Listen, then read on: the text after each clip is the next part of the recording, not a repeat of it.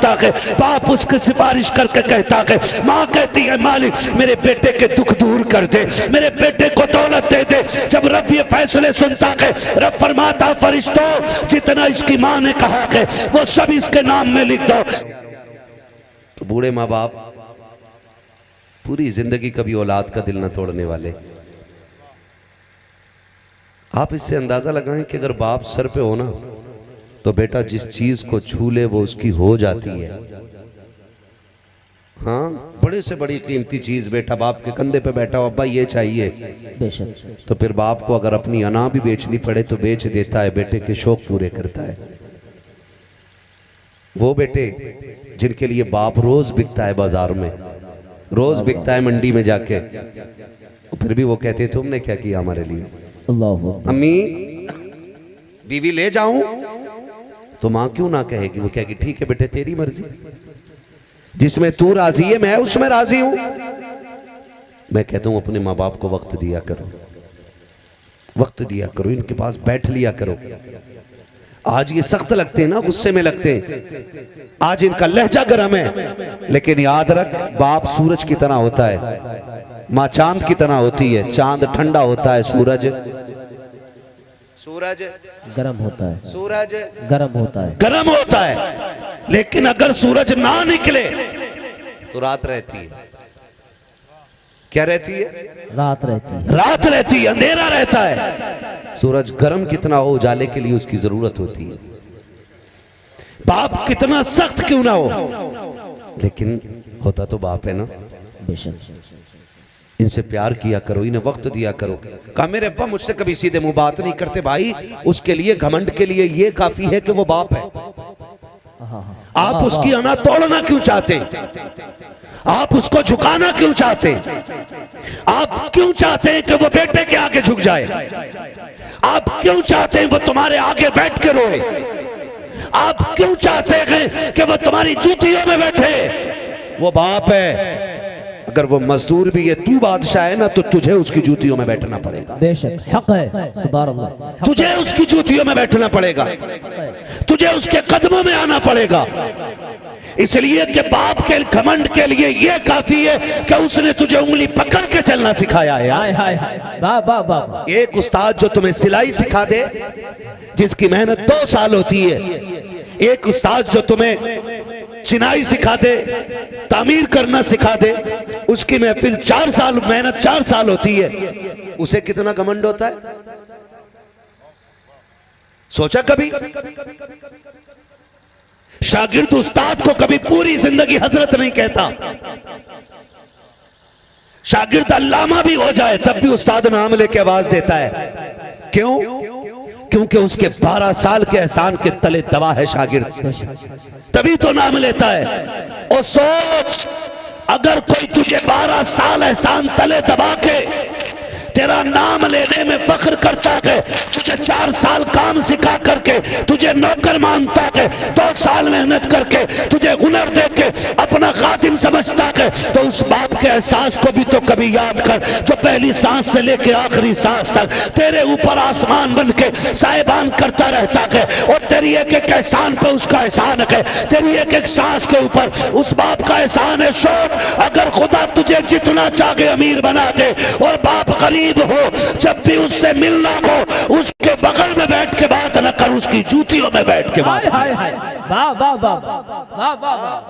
आज लोग दवाइयों की बात करते हैं, कह रहा सुकून नहीं है। मैंने कसम खा के कहता हूँ, कभी बैठ बाप के कदमों में और कभी बोसे दे उसके कदमों को, कभी हाथ चूम उसके। मैं कभी कभी हजरत आमिर भाई, कभी कभी मैं सोचता हूँ, लोग कहते हो भाई हमारे पीर के हाथ गुलाब जैसे थे। अल्लाह अल्लाह अल्लाह, ये कही जाती है ना बात कि हमारे पीर के हाथ गुलाब जैसे थे। जज़ाकल्लाह। हमारे पीर के हाथ गुलाब जैसे थे।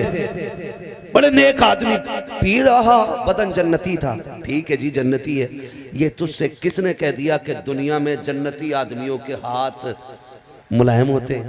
अल्लाह, हाय हाय मैं कभी कभी ये सोचता हूं कि तुम्हें आज पीर के हाथों में जन्नत दिखाई दी, कभी बाप के तलवों की ठेठों में तुम्हें जन्नत दिखाई क्यों नहीं देती है? भाई वाह वाह वाह वाह, सुभान अल्लाह। क्यों नहीं देती है? हाथ चूम के एक बार कहता, जिंदगी में एक बार हाथ छुए थे गुलाब जैसे थे।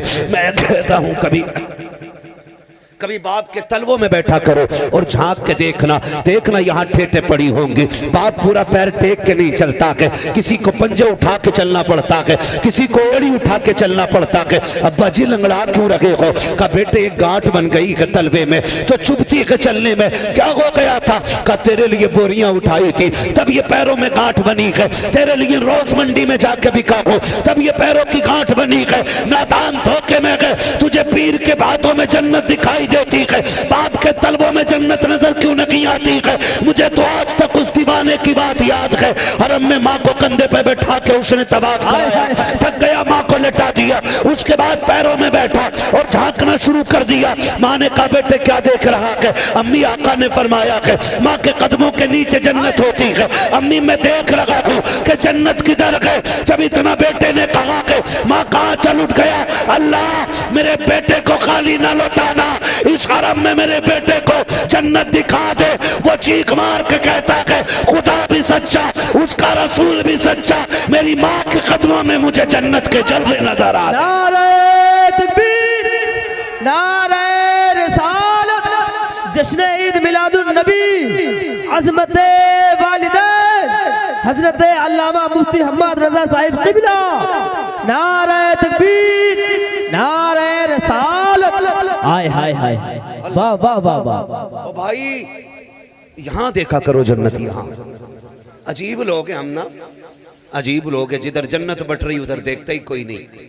अल्लाह अल्लाह। और जिसे छोड़ के जिधर जन्नत नहीं मिलनी है सारे उधर गिर गए, जाके सारे गिर गए।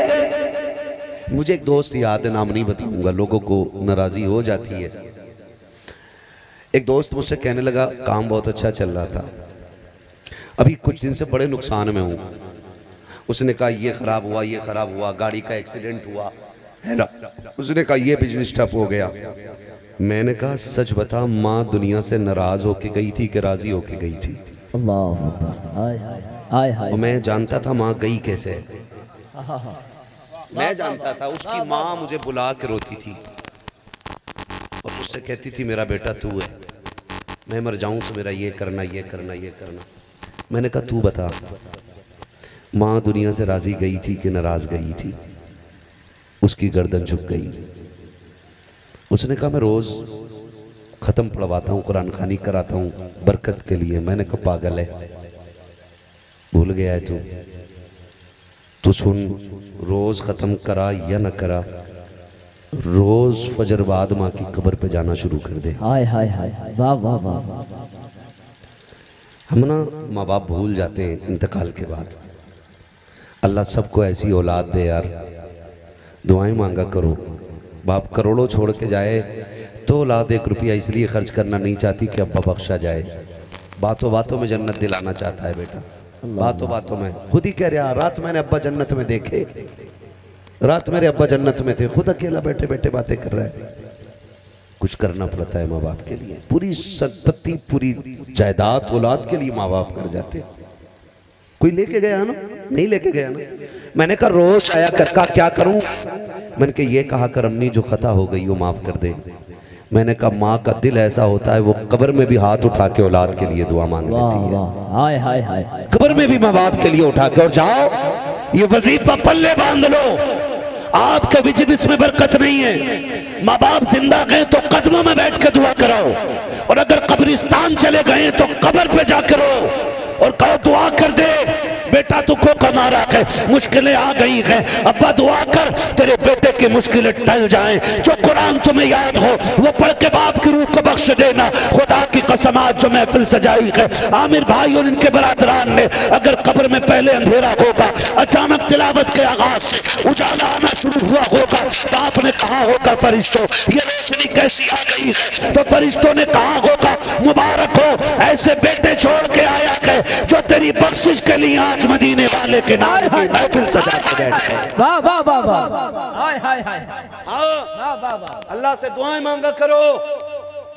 और याद रखो जब काम ना बनते हो तो बाप की कब्र पे जाओ, अब्बा बड़ा दुखी हूं, बेटे के इलाज के लिए पैसे नहीं है, अब्बा बिजनेस बंद हो रहा है, तेरा बेटा दुख में गए, तुम हाथ उठा के दुआ करोगे, अब्बा मेरे लिए दुआ कर देना, जो कुरान आपको आता हो वो पढ़ो, बख्श दो। और जब तुम पलट के चलोगे, बाप हो या माँ की कब्र हो, इनमें से किसी एक की कब्र हो या दोनों की कब्रें हो, जब पलट के चलोगे खुदा की कसम, तब ये गड़गड़ाएंगे और तड़प के कहेंगे, ए मेरे परवरदिगार ये मेरा बेटा है, आज भी मुझे याद है मेरे बिस्तर के पास आता था तो मैं कभी तकिए के नीचे से फल निकाल के खिलाती थी या खिलाता था या अपनी जेब से कुछ न कुछ देता था, मालिक ये परदेश जाता था, इसके पास पैसे होते थे, ये करोड़ों का मालिक था, लेकिन जब तक मैं इसे 10 रुपए नहीं देता था ये मुस्कुरा कर नहीं जाता था, मालिक कभी मैंने दरवाजे से इसको खाली नहीं जाने दिया। रब फरमाता अब क्या चाहता है, का मालिक मैं मजबूर हूं मगर तू मुख्तार है, मैं तो नहीं दे सकता हूं लेकिन तू तो दे सकता है, ए मेरे परवरदिगार मेरा बेटा खाली ना जाए, जब जिंदगी में मेरे बिस्तर से खाली ना गया आज कब्र से खाली जाएगा, माँ तड़प जाएगी, बाप तड़प जाएगा, ए मेरे परवरदिगार मेरे बेटे को खाली ना भेज। फिर रब फरमाता है बता इसे क्या देना है, तो जो बेटे ने मांगा होता है बाप उसकी सिफारिश करके कहता है, माँ कहती है मालिक मेरे बेटे के दुख दूर कर दे, मेरे बेटे को दौलत दे दे। जब रब ये फैसले सुनता है रब फरमाता फरिश्तों जितना इसकी माँ ने कहा है वो सब इसके नाम में लिख दो, जितना बाप ने कहा है वो इसके नाम में लिख दो, और साथ हुक्म ये होता है फरिश्तों इसका नाम है अमाल चेक किया जाए, मालिक क्या देखना है, का ये जन्नती है कि जहन्नमी, फरिश्ते कहते हैं मालिक इसका नाम जहन्नमियों में है, हुक्म होता जन्नतियों में लिख दिया जाए, नाम जन्नतियों में चढ़ जाता है, का देखो दोस्तों में है कि दुश्मनों में, का अल्लाह दुश्मनों में नाम है, का दोस्तों में चढ़ा दिया जाए, फिर दोस्तों में नाम चढ़ा दिया जाता है। अब फरिश्ते कहते हैं मालिक ये तो बता दे मांगा तो इसने इतना था, इतना क्यों दिया जा रहा है। रब फरमाता है अगर मांगने के मुताबिक मैं दूं तो मुझ में और माँ में फर्क क्या रह जाएगा, मैं 70 गुना ज्यादा देके ये बताना चाहता हूँ कि जितना माँ प्यार करती है खुदा उससे 70 गुना ज्यादा प्यार करता है। नारे तकबीर, नारे रसालत, जश्न ईद मिलादुन नबी, नारे तकबीर, नारे रसालत, वाह वाह वाह वाह वाह वाह वाह, सुभान अल्लाह। काम ना बनते हो ना, इनकी कब्र पे जाया करो, खड़े हो जाया करो, रो के दिखा दिया करो, औलाद को कभी माँ बाप रोता हुआ नहीं देख पाते, चाहे वो जिंदा हो चाहे वो मुर्दा हो, चाहे वो मर चुके हो चाहे वो जिंदा हो, औलाद को रोता हुआ माँ बाप नहीं देख सकते, नहीं देख सकते। आज मुझे कभी कभी हैरत होती है, आज यहाँ बैठे हो ना, मैं कहूँ सुनो बाप है ना, आज मेरे भाई ने महफिल सजाई है, इन सारे भाइयों ने सजाई है, अल्लाह इनकी जिंदगियां सजा दे, इनकी वजह से हमें आपको आज ये मौका मिल गया है, ये बातें कर रहे हैं। अगर माँ बाप हो नाराज होना तो सोना बाद में राजी पहले कर लेना, सोना बाद में राजी पहले कर लेना। आप में से कोई कहे मौलवी मेरा बाप बहुत खतरनाक है, माफी नहीं करेगा, मुझे पता है ना गुस्से का तेज है, जब बाप तेरा है गारंटी मैं ले रहा हूं, उसने पाला तुझे, गारंटी मेरी है, तुझे लगता है ना माफ नहीं करेगा, जा 2 बजे 1 बजे जलसा खत्म होगा, वो सो रहा हो उसके कदमों में बैठना और आहिस्ता से तलवे दबाना शुरू करना, वो चौंक के उठेगा, कौन है, कह देना अब्बा मैं आ गया हूं, जा, जितना नाराज तेरा बाप है वो तेरी शक्ल देखना भी नहीं चाहता है, तलवे दबाना, वो कहे कौन, अब्बा मैं आया हूं, कसम खा के कहता हूं, फिर उसकी आंखें देखना, खता तूने की थी, दिल तूने दिखाया था, तकलीफें तूने दी थी, गालियां तूने बोली थी, नाराज तू था उससे, सुन पैर दबाना, वो कहे क्यों आया है, कि माफ कर दे, फिर उसकी आंखें देखना, उसकी सांसें उखड़ने लगेंगी, हिचकियां तेज होंगी, उसकी आंखें बरसेंगी, वो रो के कहेगा पागल तूने आने में देर कर दी है, मैं तो तुझे कब का माफ कर गारंटी है मेरी जाना, उनके कदमों में बैठना, तुझसे किसने कह दिया कि बाप तुझे माफ नहीं करेगा।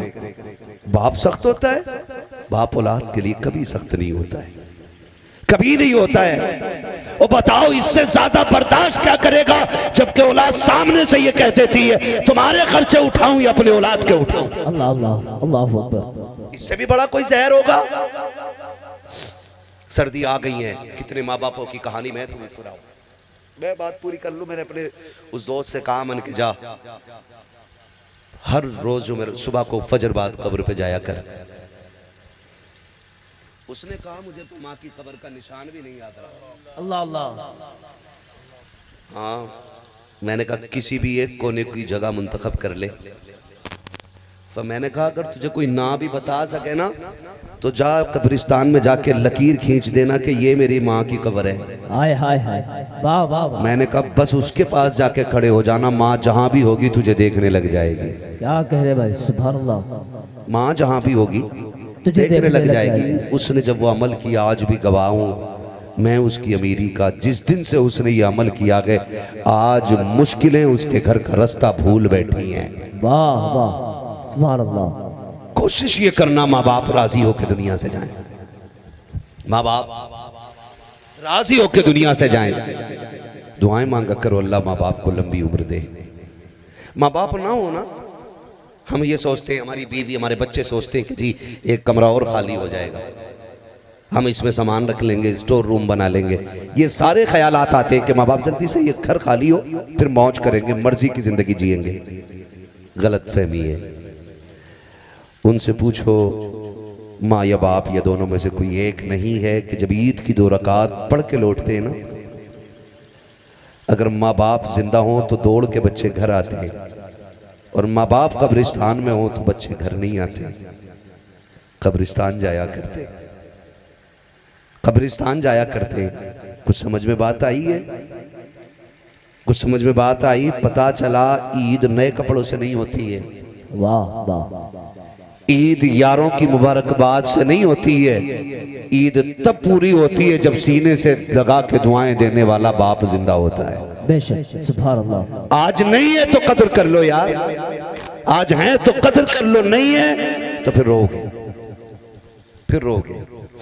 आज ना कितने बूढ़े माँ बाप ऐसे होंगे कि जिनके पास कंबल पुराने होंगे, बिस्तर पुराने होंगे, बंदा खुद नए कमरे में पैक होकर सोता, माँ बाप पूरे छप्पर में पड़े होते। अल्लाह अकबर। तुम्हें खुदा का वास्ता देके कहता हूं, जन्नत चाहिए ना, बस इतना करना, अपना नया कंबल माँ बाप को उड़ाना।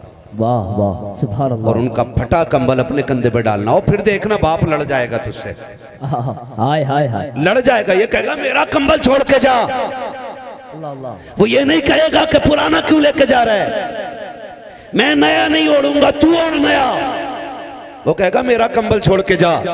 छीन लेना, कहना ना, जो अब तक तूने ओढ़ा है मैं ओढ़ूंगा, जो अब तक मैंने ओढ़ा है अब वो तू ओढ़ना पड़ेगा तुझे। कभी उड़ाओ उन्हें नए कपड़े, पहनाओ उन्हें। कितनी माएँ सर्दी में इसलिए मर जाएंगी, सच बता रहा हूं, कितने बाप इसलिए मर जाएंगे सर्दियों में कि उनके ऊपर की रजाई गिर जाएगी और वो उठाने की ताकत में नहीं होंगे। अल्लाह अकबर, अल्लाह अल्लाह। ये हिसाब निकल के आएगा सर्दियों के बाद। मैं हर बेटे से कहना चाहूंगा, मैं फिल्म मुकम्मल होने लगी है, हर बेटे से कहना चाहूंगा, खुदारा रात में कम से कम एक चक्कर अपने बूढ़े बाप के बिस्तर का जरूर लगा लिया करो। कहीं ऐसा तो नहीं है कि रजाई गिर गई हो और वो उठाने की ताकत में ना हो और सर्दी कहीं उसको मार ना डाले। अल्लाह, एक बार जरूर कोशिश करना। क्या कितनी मौतें ऐसी नहीं हो जाती है? कहना कैसे हुआ इंतकाल कि पता नहीं, मैं निकला तो बाहर पड़ी थी माँ। अल्लाह अल्लाह अल्लाह। ये कहते नहीं कहते लोग, कितनी मौतें ऐसी हो गई, कहते जी पता ही नहीं चला, बाहर आए तो टंकी के पास अब्बा बेहोश पड़े थे। मैंने कहा हाय अफसोस जालिम, तुझे नहीं पता कि तेरे घर की दीवारें तो कयामत में गवाही देंगी, ये चीख सुनने वाली छतें तो बोलेंगी। अस्सलाम वालेकुम। हमारी वीडियो और देखने के लिए सब्सक्राइब करना ना भूलें।